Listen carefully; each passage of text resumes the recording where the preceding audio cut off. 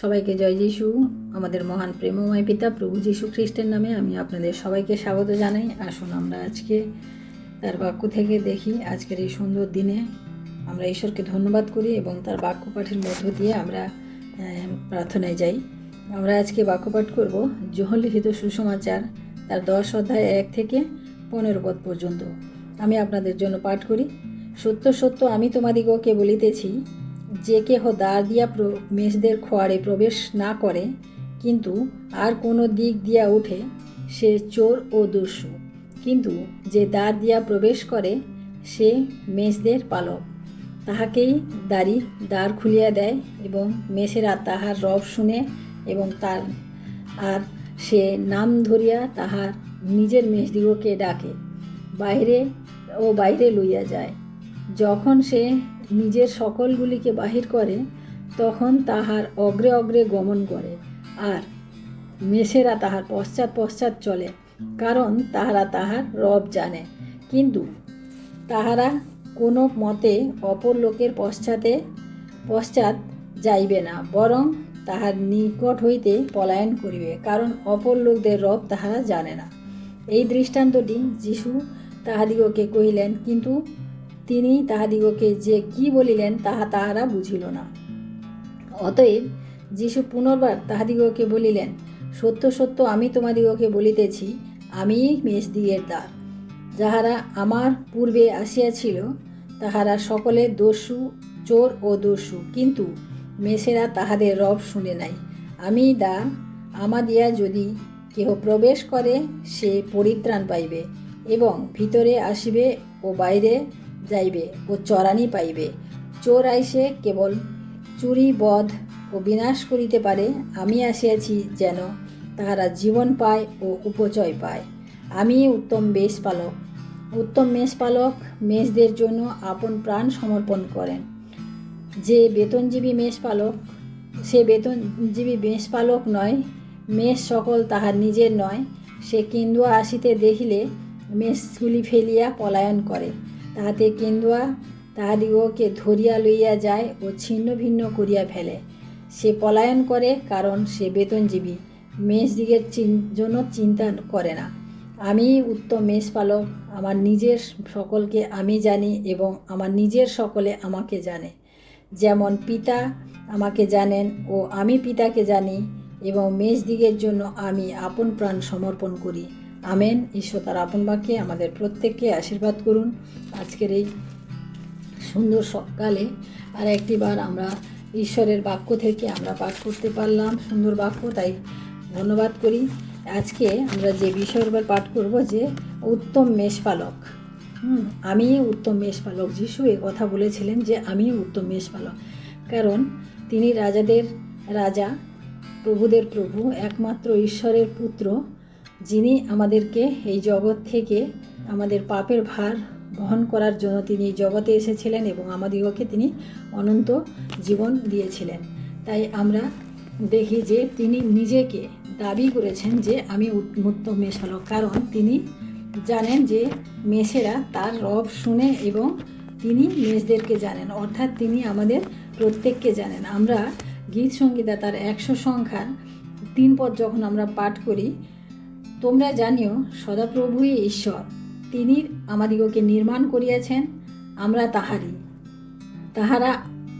আমরা তাহার প্রজা ও তাহার চরানির মেষ। অর্থাৎ এখানেও দাউদ বলেছেন যে আমরা জানি, তোমরা সবাই জানো যে সদাপ্রভুই ঈশ্বর, তিনি আমাদিগকে নির্মাণ করেছেন।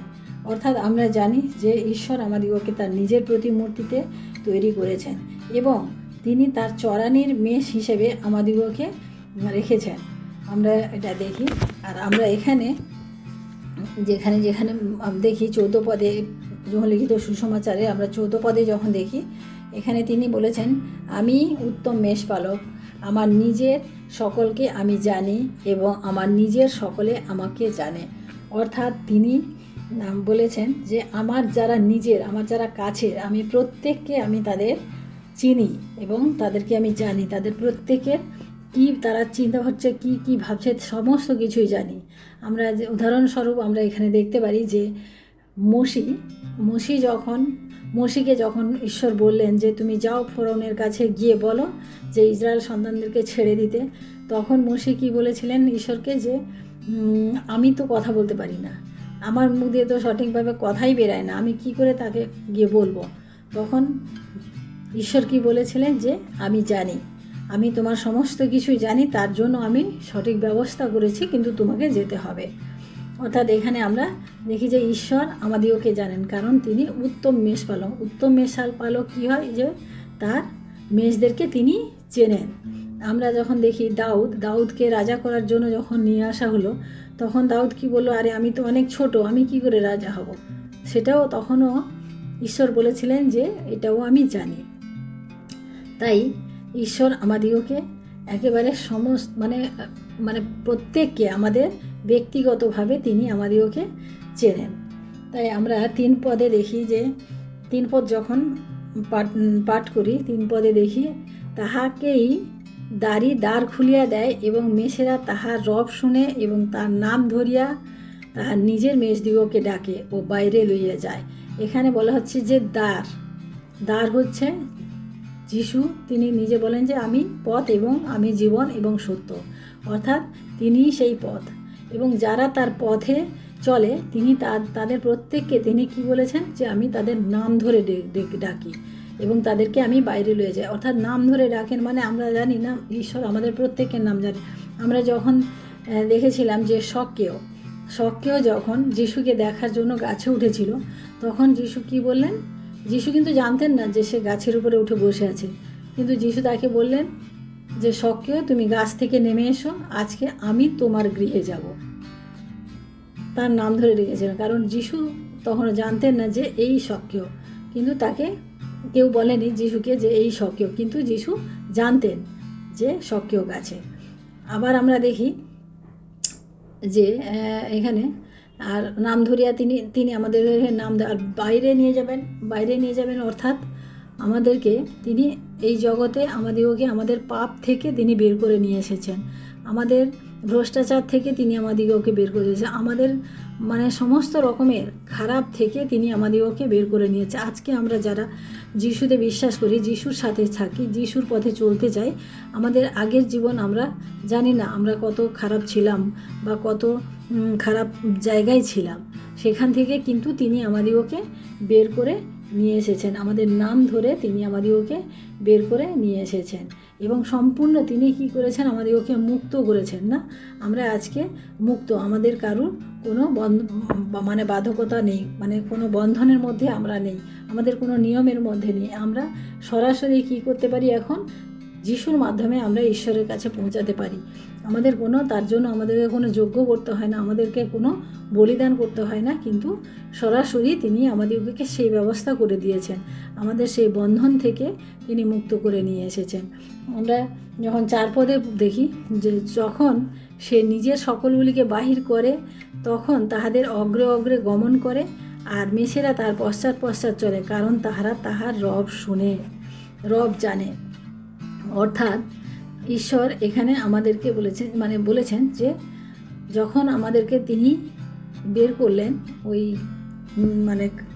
পাপের থেকে, তিনি যখন বের করলেন, আমরা তখন কি হলাম, আমরা মুক্ত হলাম এবং আমরা কি একটা শপথ নিলাম যে আমরা তার পশ্চাৎ আমরা চলবো, তার সাথে আমরা থাকবো।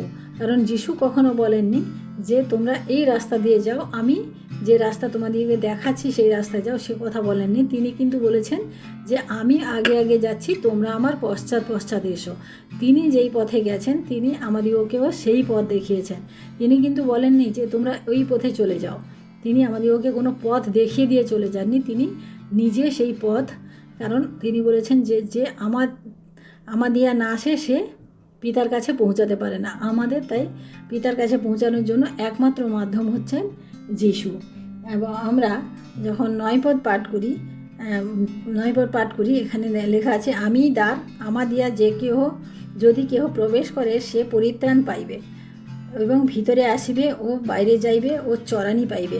অর্থাৎ এখানে তিনি বলেছেন যে যদি আমরা বিশ্বাস করি তাহলে তিনি বলেছেন পরিত্রাণ পাবে। অর্থাৎ আমাদেরকে ঈশ্বরকে বিশ্বাস করার জন্য আমাদেরকে কোনো বলিদান করতে হয়নি, আমাদেরকে কোনো মানে উপঢৌকন নিয়ে আসতে হয়নি। হ্যাঁ, কিন্তু তিনি আমাদিগকে সম্পূর্ণ ফ্রিতে, সম্পূর্ণ বিনামূল্যে তিনি আমাদিগকে আমাদের অনন্ত জীবন দিয়েছেন এবং আমাদিগকে পাপ থেকে রক্ষা করেছেন। আমরা যোহন লিখিত 3 অধ্যায় যখন 16 পাঠ করি যে কেউ তাতে বিশ্বাস করে সে কী হয়, সে অনন্ত জীবন পায়। আমরা সেই অনন্ত জীবন আমরা সম্পূর্ণ ফ্রিতে পেয়েছি, কারণ আমরা যদি যিশুর মধ্য দিয়ে না যাই তাহলে আমাদের সে অনন্ত জীবন আমরা।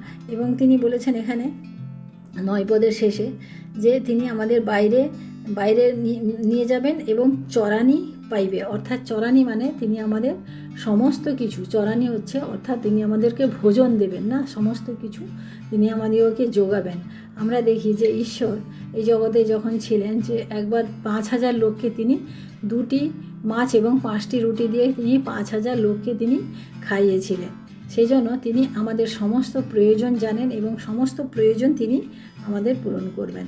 আমরা 10 পদে দেখি যে চোর আইসে কেবল চুরি বধ বিনাশ করিতে, কিন্তু আমি আছি যেন অনন্ত জীবন পাই এবং উপচয় পাই। অর্থাৎ আমাদের সেই অনন্ত জীবন, উপচয় হচ্ছে যে অ্যাবান্ডেন্ট লাইফ, মানে বহুতায়িত জীবন, অনেক মানে বিশাল কিছু, মানে অনেক বড়, সেই জীবন তিনি আমাদিগকে দিবেন যেখানে শুধু আনন্দ আর আনন্দ রয়েছে।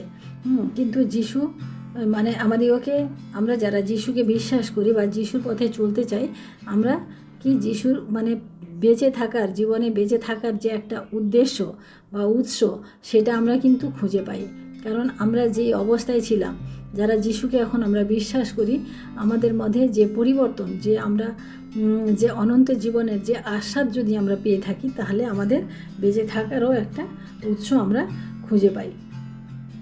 আমরা 11 পদে দেখি যে এখানে তিনি বলেছেন যে আমি উত্তম মেষপালক মেষদের জন্য আপন প্রাণ সমর্পণ করেন। অর্থাৎ তিনি আমাদের জন্য আপন প্রাণ দিয়েছেন। আমরা জানি যে তিনি আমাদের পাপ থেকে রক্ষা করার জন্য তিনি ক্রুশে জীবন দিয়েছেন এবং আমাদেরকে সে অনন্ত জীবন দিয়ে গেছেন।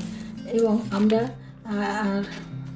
আরেকটা পদ দেখি যে 12 পদে তিনি আমাদের সুরক্ষা করেন না। যে বেতনজীবী মেষপালক, সে কী হয় যে মেষদের জন্য তার কোনো চিন্তা নাই। যদি কোনো কেন্দ্র অর্থাৎ যদি কোনো শত্রু এসে যায়, তখন তিনি ছেড়ে দিয়ে চলে যান। কিন্তু যিশু বলেছেন যে তোমরা যখন বিপদে পড়বে বা যখন তোমাদের কোনো রকম কোনো অসুবিধা থাকবে, তিনি আমাদিগকে রক্ষা করবেন বলেছেন না, তিনি আমাদিগকে সমস্ত পরিস্থিতিতে রক্ষা করবেন। অর্থাৎ তিনি আমাদিগকে কখনো ছেড়ে দিয়ে কখনো চলে যাবেন না, আর তিনি আমাদিগকে সুরক্ষা দেবেন। তাই আমরা এখানে দেখি যে তিনি আমাদের উত্তম মেষপালক হিসেবে তিনি যিশু যে নিজেকে দাবি করেছেন, আমরা তাই দেখতে পেলাম যে তিনি আমাদের উত্তম মেষপালক। কারণ তিনি প্রতিটি মুহূর্তে তিনি আমাদিগকে চড়ান।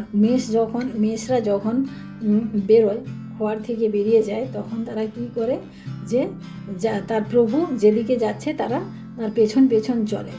কারণ তারা জানে যে সেই পথে গেলে প্রভু যেখানে নিয়ে যাবে আমাদিগকে, সেখানে আমরা সঠিক জায়গায় যেতে পারবো। কারণ প্রভু তার মেষদের জন্য তিনি ভালো চান। সেভাবে যিশুও আমাদেরকে এই পথে দেখিয়েছেন, মেষদেরকে এই উদাহরণ দিয়েছেন, মেষদেরকে দিয়েছেন। তার কারণ হচ্ছে মেষরা প্রভুর ইচ্ছাতে তারা চলে, সেইভাবে আমরাও যেন আমাদের প্রভুর ইচ্ছাতে আমরাও যেন চলতে পারি।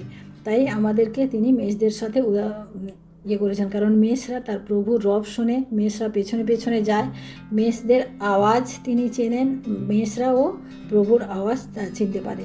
তাই প্রিয় ভাই বোনেরা, আমরা জানি যে যিশু আমাদের সেই উত্তম মেষপালক, তিনি দ্রাক্ষালতা এবং আমরা শাখা। এইভাবে তিনি অনেক উদাহরণ দিয়েছেন। তাই আসুন আমরা সেই আমার উত্তম মেষপালককে ধন্যবাদ দিই এবং প্রার্থনা করি। Hallelujah, hallelujah, hallelujah. মহান প্রেমময় পিতা, তোমার মহান আমি ধন্যবাদ প্রশংসা করি প্রভু। আজকের এই সুন্দর সকালে প্রভু আরেকটি বার প্রভু তোমার চরণে বসার সুযোগ পেয়েছি, তাই তোমায় ধন্যবাদ করি। তোমার এই বাক্যের মধ্য দিয়ে প্রভু আজকে আমরা যে শিক্ষা লাভ করতে পারলাম যে তুমি সেই উত্তম মেষপালক, আমরা যেন সেই উত্তম মেষপালকের পেছন যেন আমরা চলতে পারি। কারণ তুমি সেই দ্বার এবং তুমি সেই পথ, আমরা বিশ্বাস করি প্রভু। আমাদেরকে তুমি সাহায্য করো এবং তোমার এই বাক্য আমরা যেন সঠিকভাবে মেনে চলতে পারি, তুমি দয়া করো। তোমার মহিমা গৌরব প্রশংসা করি। সারাদিনের ভাত তোমার হস্তে রাখি। যত প্রিয় ভাই বোনেরা এই প্রার্থনা শুনবেন, প্রত্যেকের জীবনে তুমি আশীর্বাদ করো এবং প্রত্যেককে তুমি সাহায্য করো, যেন তারাও সেই মেষের মতো প্রভুর ইচ্ছাতে তারা যেন গমনাগমন করে। ধন্যবাদ, মহিমা গৌরব প্রশংসা তোমাকে দিই। সারাদিনের ভাত তোমার হাতে রাখি। এই বিনতি প্রার্থনা চাই আমাদের মুক্তিদাতা ত্রাণকর্তা প্রভু যীশু খ্রিস্ট তোমারই নামে, আমেন। সবাইকে জয় যীশু। সবাই ভালো থাকবেন, সুস্থ থাকবেন। আজকের দিনটি সবার শুভ হোক। জয় যীশু।